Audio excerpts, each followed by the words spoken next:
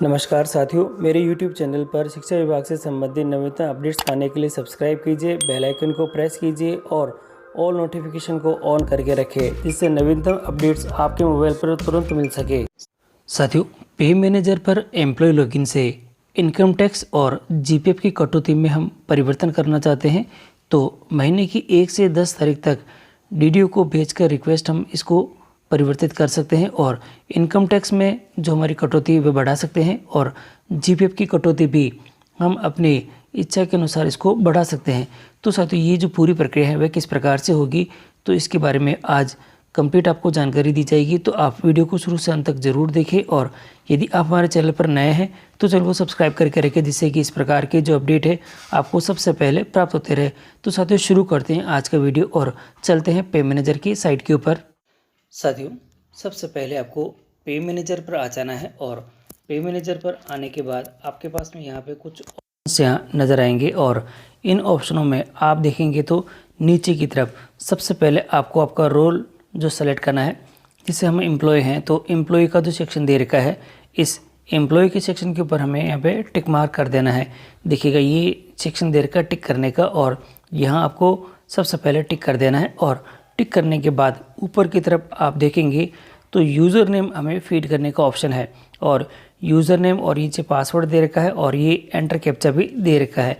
आपको क्या करना है, सबसे पहले आपका यूज़र नेम फीड करना है और यहाँ आपका पासवर्ड लिखना है और एंटर कैप्चा लिखकर आपको लॉगिन कर देना है।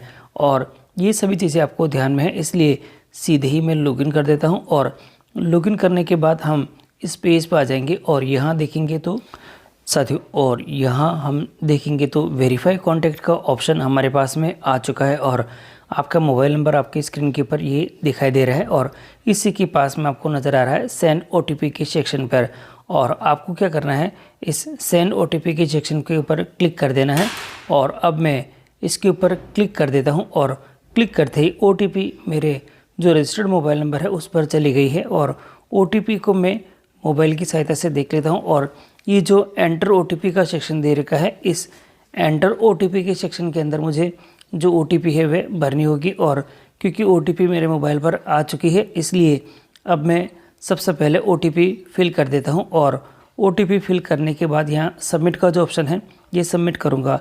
सबसे पहले मैं ओटीपी फिल कर देता हूँ और ओटीपी मैंने लिख दी है और यहाँ दे रखा है सबमिट का ऑप्शन और इस सबमिट के ऑप्शन पर क्लिक कर देता हूँ और क्लिक करने के बाद अब मैं इसके लॉगिन करने के बाद होम पेज पे आ चुका हूँ और यहाँ आपको कुछ दिखाई देंगे एम्प्लॉय के कॉर्नर और इस एम्प्लॉय के कॉर्नर के ऊपर यानी कि लेफ़्ट साइड में आपको ये दिखाई दे रहा है, एम्प्लॉय का जो कॉर्नर है ये दिखाई दे रहा है और इस एम्प्लॉय के कॉर्नर के आपके ऊपर केवल पुश करके रखना है और ये लॉगआउट का ऑप्शन भी दे रखा है।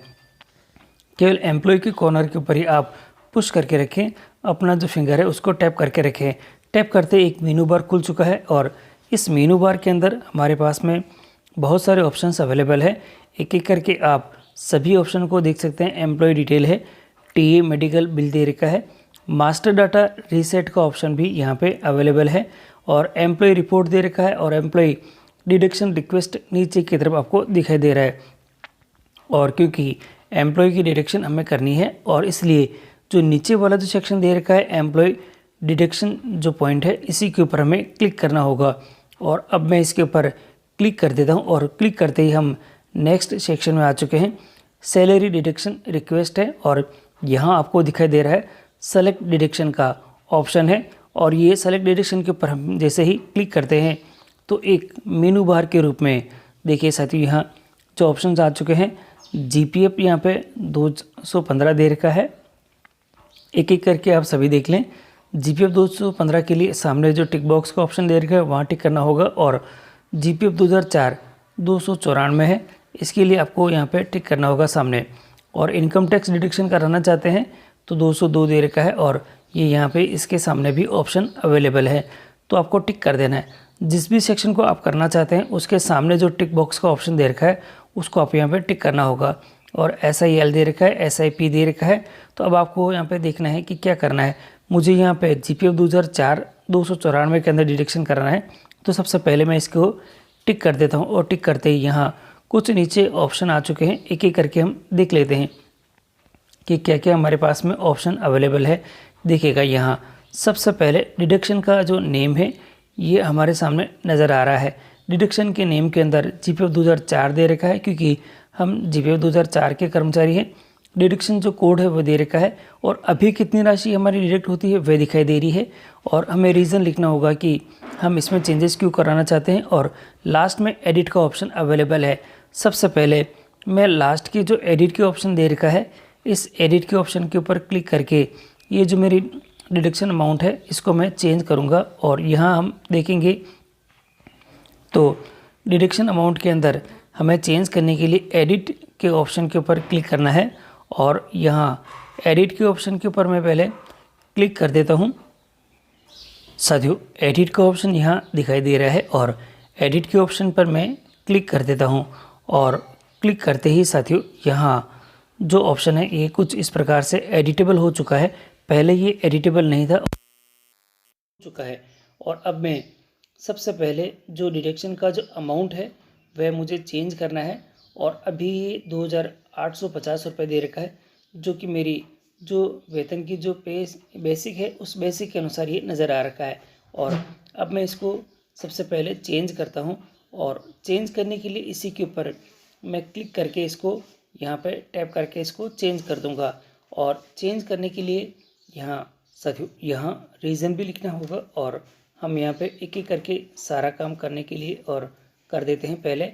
और यहाँ आपको सभी चीज़ें ध्यान से देख लेनी है और बहुत ही सावधानी से ये काम करना है क्योंकि एक बार रिक्वेस्ट जाने के बाद वापस उसे कैंसिल करवाना होगा और कैंसिल कराने के बाद ही आप उसको चेंज कर सकेंगे।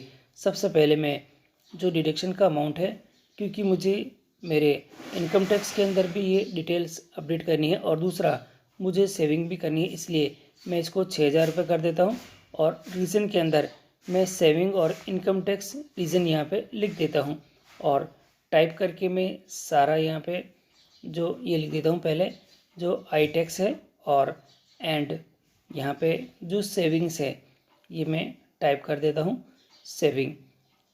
और ये टाइप साथियों और ये टाइप मैंने कर दिया है। और अब टाइप करने के बाद अभी सामने ही दे रखा है सेव का जो ऑप्शन है ये, और मैं वापस इसको थोड़ा सही कर देता हूँ और यहाँ कंप्लीट करने के बाद और सेव पे क्लिक कर देता हूँ। रिक्वेस्ट जनरेटेड सक्सेसफुली यहाँ आ चुका है और ये मैसेज मैंने देखा और इसको ओके कर देते हैं। और इसके बाद यहाँ आपकी जो रिक्वेस्ट है वह आगे डीडीओ को फॉरवर्ड हो चुकी है।